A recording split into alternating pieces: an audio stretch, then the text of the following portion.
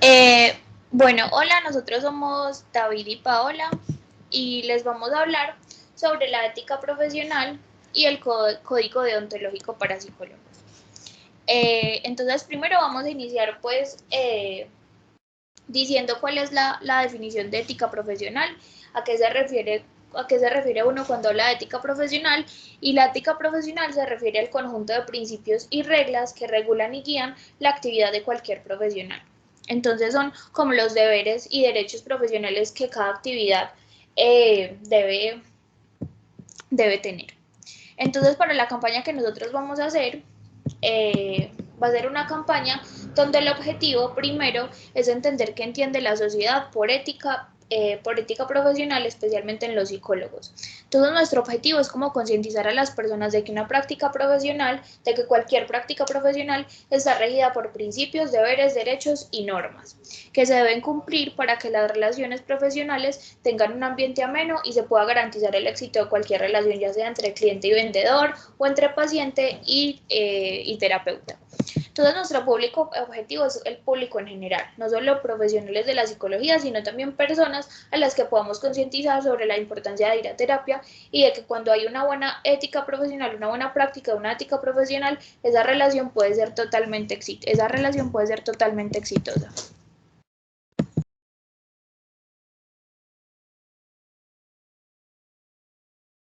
Listo. En cuanto a la importancia de la ética profesional del psicólogo, se podría decir que en ella recae la vida de algunas personas. Esto lo digo porque en esta profesión, aquellos que la ejercen están día a día expuestos a personas con un grado muy considerable de estrés, ansiedad, depresión, entre otras circunstancias que suelen poner a los pacientes en una posición de indefensión y de vulnerabilidad, de la cual es muy fácil aprovecharse y más haciendo uso de la información que los pacientes les suelen dar a los terapeutas, si es que el terapeuta llega a tener algún tipo de conflicto de intereses.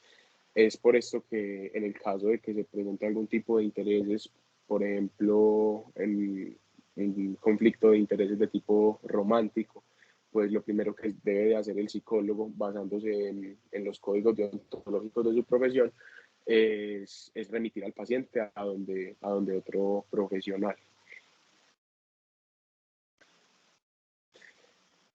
Esta campaña nosotros la vamos a exponer en YouTube, y esto es obedeciendo al hecho de que YouTube es una plataforma de muy fácil acceso, es una plataforma que no requiere de una cuenta para visualizar contenido, pues no es necesario. Y además de esto, pues cuenta con presencia en todos los países.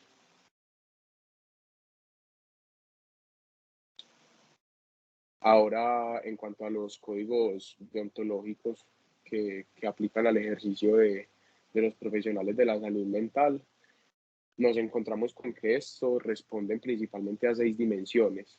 Primero, nos encontramos con el respeto por los derechos y la dignidad de las personas. Y aunque este título es muy claro, cabe recalcar que este principio debe operar sin excepciones. No debe de haber ninguna excepción basada en algún juicio de valor o en alguna preferencia discriminatoria del profesional que interfiera con el correcto desarrollo del proceso del paciente. Segundo, se habla de las competencias con las que debe contar el psicólogo. Acá recalcamos la importancia sobre todo de las actualizaciones que el profesional debe de hacer de manera consecutiva a sus conocimientos y de saber de qué tipo de conocimientos servirse dependiendo del propósito que tenga en uno u otro momento. En tercer lugar, recalcamos la importancia del compromiso del profesional, no solo a nivel profesional, sino también a nivel científico. Esto se refiere a que el psicólogo no debe limitarse solo a ejercer su profesión y a cumplir con su labor, sino también a construir todos los saberes que constituyen la disciplina, en este caso la psicología. En el cuarto apartado nos encontramos con la integridad, y acá se nos explica que el ejercicio del psicólogo siempre debe de estar cimentado en unos principios que son la probidad, la honestidad, la justicia y el respeto por los otros. En cuanto a la independencia, tenemos que el psicólogo debe de evitar la influencia de terceros en el ejercicio de su profesión, a no ser, obviamente, que esta influencia consista en la intervención de algún profesional con el cual el psicólogo esté llevando a cabo algún proceso de intervención multidisciplinar. Y por último, encontramos la responsabilidad social. Esto en el sentido de que el psicólogo deberá entender la importancia y el potencial alcance que tiene su labor. Así que deberá, en la medida de lo posible, contribuir al desarrollo de la comunidad desde esa labor que ejerce. Ya, sigue, disculpa. Bueno, entonces nos vamos entonces a remitir al Código Deontológico de Psicólogos, que es como la mejor manera de entender qué es realmente la ética profesional para ellos. Entonces, el Código Deontológico de los Psicólogos está regulado por el Colegio Colombiano de Psicólogos, mejor conocido como COLPSIC, y este código deontológico de bioética para la práctica, para el ejercicio profesional de psicólogos se publicó en el 2006 y se conoce como la ley 1090. Entonces, básicamente el COLPSIC se encarga como de emitir las tarjetas profesionales para psicólogos, o sea, que ya puedan como ejercer su profesión. Se encargan también de cancelarlas o de retirarlas o suspenderlas dependiendo del caso, que más adelante vamos a explicar en qué casos puede aplicar, y se encarga de velar porque todos estos principios, normas y derechos y deberes sí se cumplan.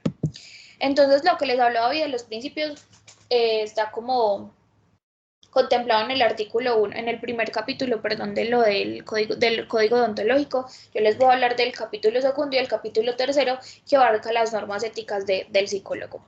Entonces, dentro del capítulo segundo están las normas éticas generales.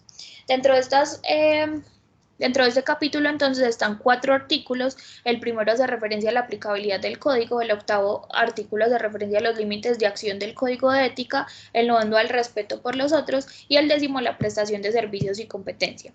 Dentro de este artículo 10 están algunos apartados muy importantes que voy a explicar uno por uno.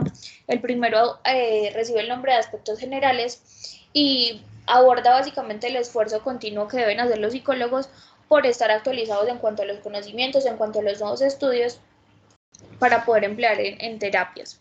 El segundo es el uso de influencia o trabajo de los psicólogos, que entonces es evitar daños a los pacientes y, o sea, es decir, si ellos pueden como prever un daño, tienen que como tomar acción y precauciones al respecto para que éste se evite y o pueda ser reducido lo máximo posible. El tercero es el uso de información obtenida en la relación profesional, que es abstenerse de usar información privilegiada para fines ajenos a la atención profesional.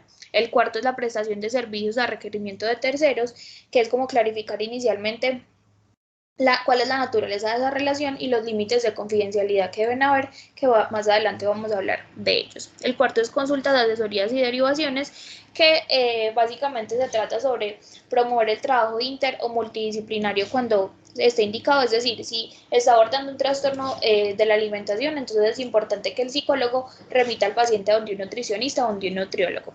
El sexto es interferencias personales en el ejercicio profesional. Esto pues hace referencia a que no se pueden dejar como que factores externos como personales, sociales, políticos y religiosos sesguen el ejercicio profesional del psicólogo. El séptimo es la delegación y la responsabilidad, que es como saber delegar responsabilidad a quienes puedan desempeñar una tarea diferente pues al psicólogo, porque digamos en lo del caso de trastornos alimenticios, un psicólogo no puede recomendarle a una paciente que esté sufriendo de estos trastornos, digamos, una dieta. Entonces, para eso él debe delegar esa responsabilidad a un nutriólogo.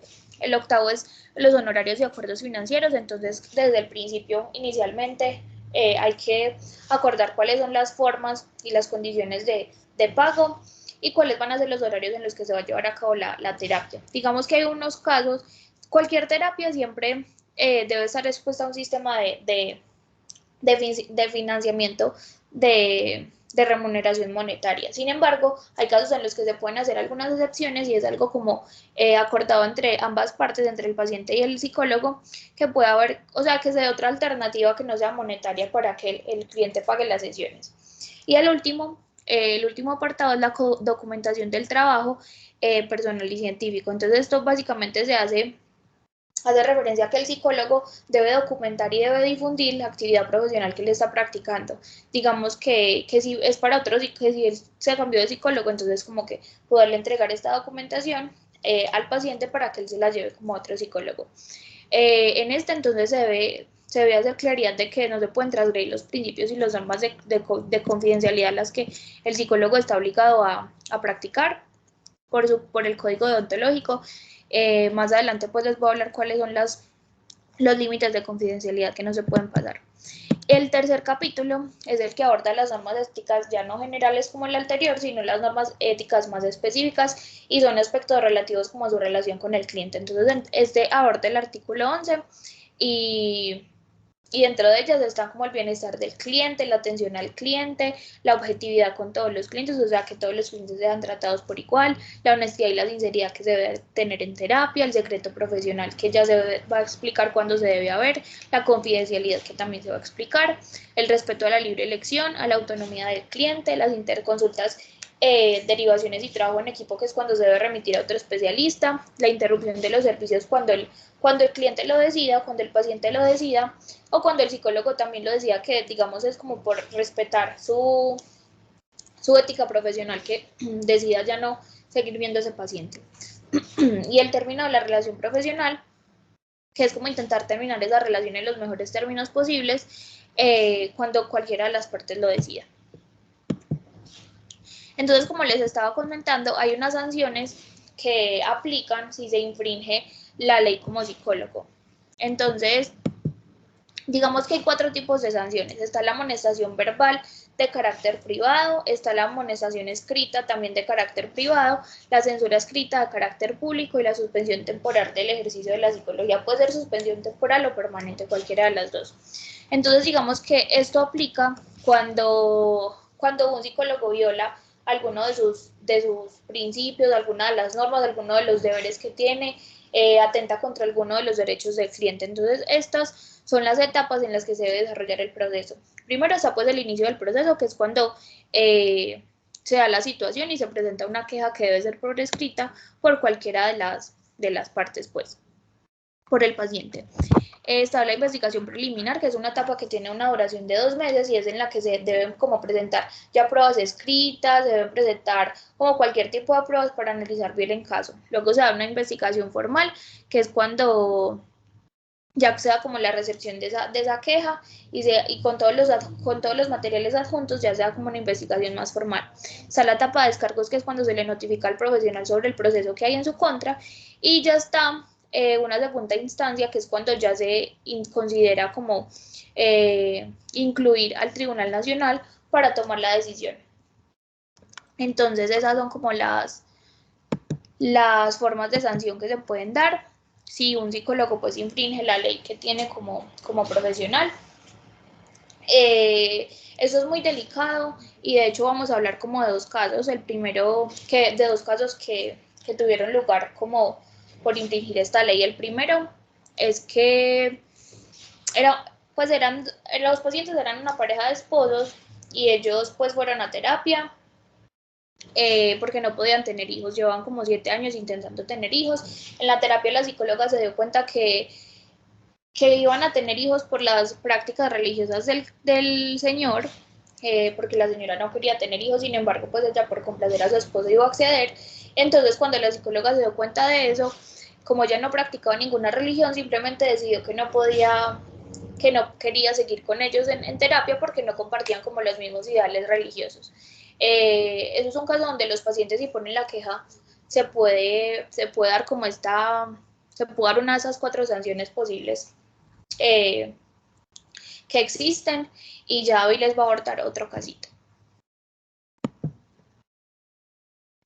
El otro caso está relacionado con lo que comentaba al principio y es eso, es de una mujer terapeuta que en algún punto del proceso terapéutico con otra mujer, incluso mucho más joven que ella, llegó a establecer una relación, si bien no de tipo romántica, porque no tenían una pareja conformada, sí una relación que iba más allá de la relación profesional, y esta situación llevó a que la profesional tuviera que remitir a la paciente a otro psicólogo.